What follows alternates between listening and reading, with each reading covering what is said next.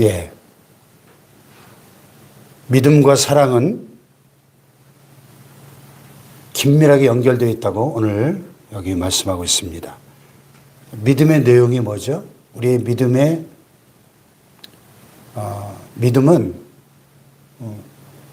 맹신, 광신이 돼서는 안 되고 우리의 믿음의 대상이 분명해야 되는데 1절에 보면 우리의 믿음의 대상이 분명하게 명시되어 있죠. 예수께서 그리스도이심을 믿는 자마다 그랬어요. 우리는 뭘 믿는 거죠? 예수께서 그리스도이심을 믿는다는 것입니다. 그리스도가 무슨 뜻이죠? 그리스도, 기름 부음 받은 자, 메시아, 히브리어로 구원자의 뜻이죠. 예수님이 우리를 구원하신 분이라고 하는 그 사실을 믿는 자는 하나님께로부터 태어난 자다. 하나님의 자녀다. 이렇게 선언하면서 본문이 시작됩니다. 여러분, 예수님이 우리의 구원자이심을 믿으시죠? 믿음은 예수께서 하나님의 아들이신 그분이 인간의 몸을 입고 이 땅에 오셨다고 하는 그 고백에서부터 시작되는 거예요. 그래서 성육신, 십자가, 부활로 이어지는 우리가 복음 드리는 길에서 지금 공부했죠, 최근에? 하나님의 방법이라고. 인간을 구원하는 하나님의 방법. 인간의 근본 문제를 해결하려고 하는 사람의 방법은 종교를 선택하고 선행을 의지하고 과학과 학문과 철학을 선택하는 것이었는데, 의지하는 것이었는데, 하나님의 방법은 하나님의 아들이신 그분이 종의 형체를 가지시고 사람의 모양으로 나타나사 사람들과 같이 되셨어. 이 땅에 오셔서 십자가를 지시고 죽으시고 부활하심으로 우리의 구원자가 되심으로 우리를 죄와 사망에서 건져주신 이것이 하나님의 방법입니다. 할렐루야. 그 예수님의 그리스도이심을 믿는 것, 이것이 진정한 믿음의 시작이고요. 또한 그것이 세상을 이기는 힘의 원천이다. 여기 4절에 보면 하나님께로부터 난 자마다 세상을 이기느니라 그랬어요. 여러분, 참 인생살이가 만만치 않지 않습니까? 우리가 새해를 이제 힘차게 시작했지만 올 한 해도 참 우리 앞에 주어진 그 많은 일들, 때로 세상살이에 우리가 지치고 또 우리의 마음에 무거운 돌덩이가 우리를 누르고 있는 것 같은 그런 부담과 그런 중압감과 심리적인 많은 스트레스들이, 두려움과 염려와 불안과 걱정과 이런 것들이 우리를 엄습해 오잖아요. 그런데요, 오늘 여기 3절에 보면 이런 말씀이 있어요. 하나님을 사랑하는 것은 이것인 우리가 그의 계명들을 지키는 것이라 그의 계명들은 무거운 것이 아니로다. 무거운 것이 아니래. 무거운 것이 아니래. 우리가 인생의 그 무게를 느낄 때가 많은데 신앙생활도 때로 우리에게 무겁게 느껴질 때가 있어요. 예. 새벽기도 해야 되고 11조 해야 되고 봉사해야 되고 예수 믿지 않는 사람들은 전혀 하지 않는 많은 일들을 우리가 신앙생활을 유지하기 위해서 합니다. 그것들이 때로는 부담으로 무겁게 느낄 수 있는데 오늘 사도 요한은 말씀하는 거예요. 무거운 것이 아니다. 절대로. 관건은 뭐냐? 사랑이다. 사랑. 사랑하면 가볍다는 거죠. 근데 그 사랑은 어디에서 시작되는 거야? 예수께서 그리스도이심을 믿는 믿음에서 시작되는 거예요. 믿음과 사랑은 하나라는 거죠. 예수께서 그리스도의 심을 믿는 자마다 하나님께로부터 난 자니 또한 낳으신 이를 사랑하는 자마다 그에게서 난 자를 사랑한다. 여러분 하나님을 사랑하십니까? 우리가 하나님을 사랑하고 그의 계명들을 지킬 때 이로써 우리가 하나님의 자녀를 사랑하는 줄을 안다 그랬어요. 올 한 해도 우리가 더욱 이전보다 더욱 뜨겁게 하나님을 사랑하는 한 해가 되길 원하는데요. 하나님을 사랑하는 게 뭡니까? 하나님을 사랑하는 게 굉장히 막 거창하고 추상적인 게 아니에요. 하나님을 사랑하는 것은 이것이니 우리가 그의 계명들을 지키는 것이다. 그의 계명들을 지키는 것. 하나님을 사랑한다고 하면서 그의 계명들을 지키지 않는다면 그것은 거짓말하는 것이죠. 네. 그런데 그의 계명들을 지킨다 그러면 이 계명 그럼 벌써 딱 우리가 무겁게 느껴지잖아요. 거기다 그 계명들을 지켜야 된다. 그러면 이게 압박감으로 다가오지만 사실은 그의 계명들은 무거운 것이 아니라는 거예요. 왜냐하면 우리가 하나님을 사랑할 때 그의 계명들을 지키는 것은 가벼워질 것입니다. 아멘. 사랑의 힘이죠. 야곱이 라헬을 사랑하는 까닭에 외삼촌 라반의 집에서 14인데 그 고된 양떼를 돌보는 상노동을 하면서도 그 14년을 며칠같이 여겼다 그랬어요. 사랑의 힘이죠. 사랑의 힘. 예. 제가 이렇게 손자를 낳고 보니까 이 손자가 무겁잖아요. 이제 뭐 거의 막 18kg, 20kg 다 나가는데. 예.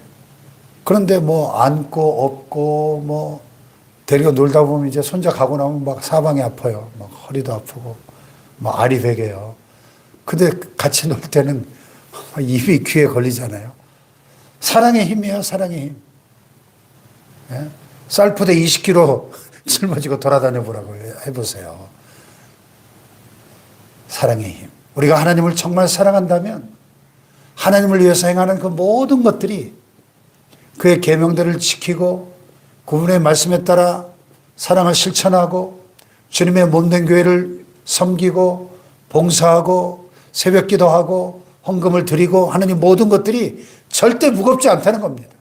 이게 무겁게 느껴졌다면 우리 안에 하나님을 향한 사랑이 식어지지 않았나 돌아봐야 돼요. 우리 안에 은혜가 떨어지지 않았나 점검해 봐야 됩니다. 정말 하나님을 사랑한다면 이 모든 것들이 가볍게 느껴져야 한다 하는 것이죠. 아멘. 예. 그의 계명들은 무거운 것이 아니라다. 그 사랑이 있는 사람은 물론 하나님께로부터 난 자마다 세상을 이긴대요. 우리가 세상을 무슨 수로 이깁니까? 이 세상이 얼마나 엄청난 거대한 세력인데요. 이 거대한 이 쓰라미처럼 밀려오는 이 세상의 힘 앞에서 우리가 어떻게 세상을 이기죠? 세상을 이기는 승리는 이것이니 우리의 믿음이라고 말씀합니다. 믿음의 힘, 사랑의 힘. 할렐루야. 네.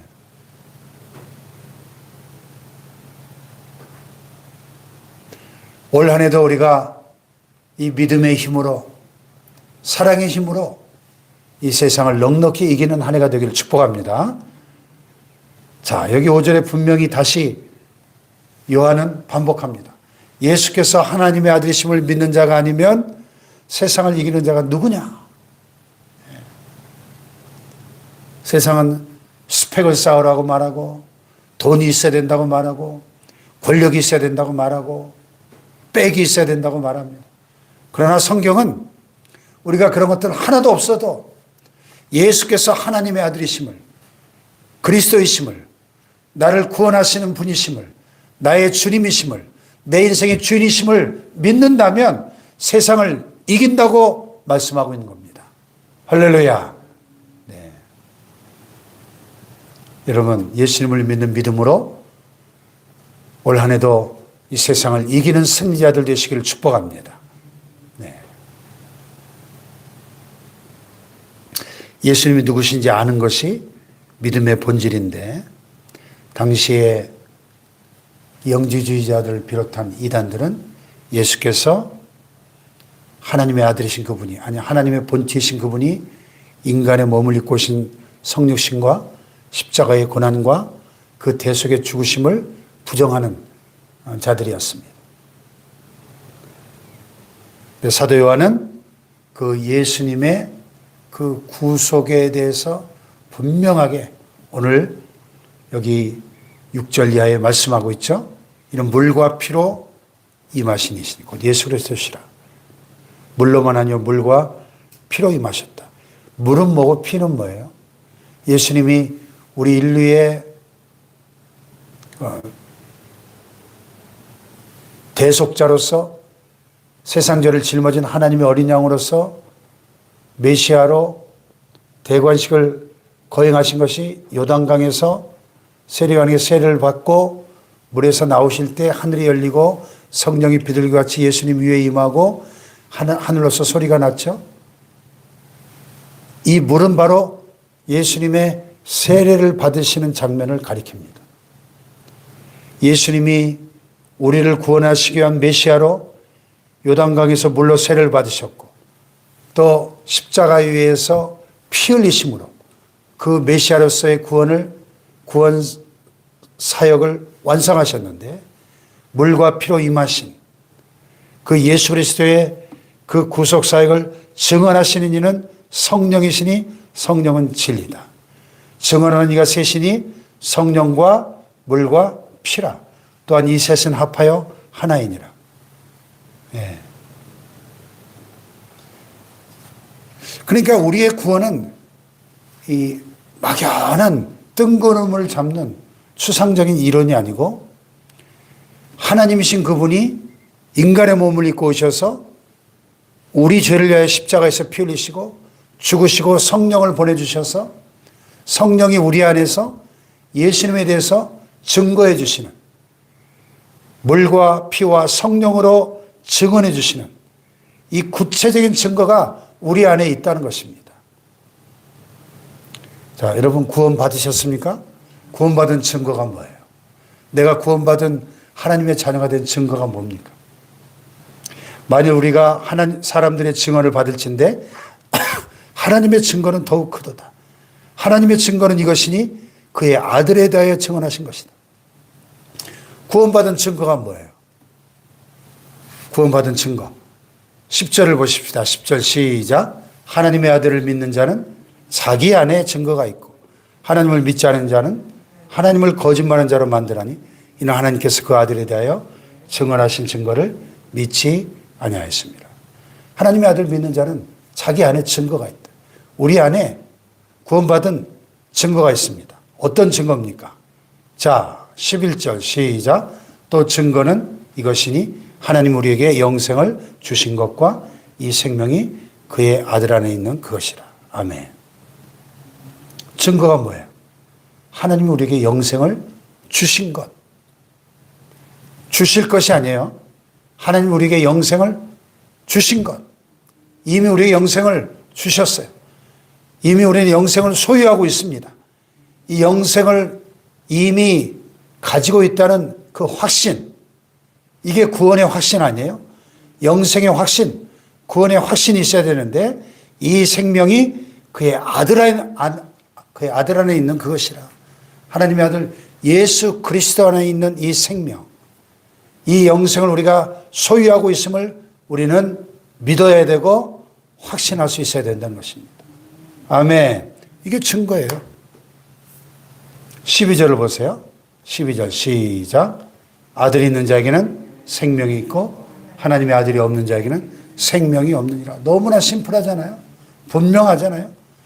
여러분, 아들, 하나님의 아들 예수 그리스도가 여러분에게 있습니까? 그러면 생명이 있다는 거예요. 그러나 하나님의 아들이 없는 자에게는 생명이 없다는 것입니다. 얼마나 분명하고 단순합니까?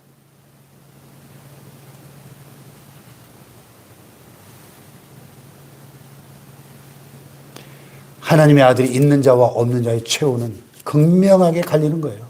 생명이 있느냐 없느냐. 여러분, 우리가 오늘이라도 딱 이 땅에서 삶이 끝난다면, 우리의 마지막 호흡이 멈춰진다면 우리는 그 즉시로 영적인 세계로 들어가고 하나님 앞에 서게 될 겁니다.